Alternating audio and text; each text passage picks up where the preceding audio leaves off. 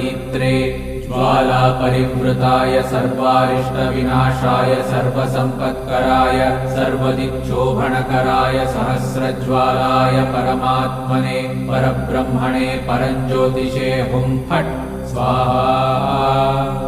ॐ श्रीं ह्रीं ऐं क्लीं कृष्णाय गोविन्दाय गोपीजनवल्लभाय पराय परमपुरुषाय परमात्मने परकर्म मंत्र यंत्र तंत्रौषधास्त्र शस्त्राणि संहर संहर मृत्योर्मोचय मोचय आयुर्वर्धय वर्धय क्षिप्रारोग्यं च कुरु कुरु सर्वकार्यसिद्धिं कुरु कुरु।